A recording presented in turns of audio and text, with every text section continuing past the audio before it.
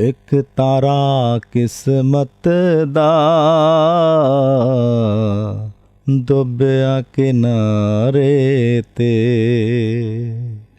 ਖਾਮੋਖਾਹੀ ਜਿਉਂਦੇ ਰਾਹੇ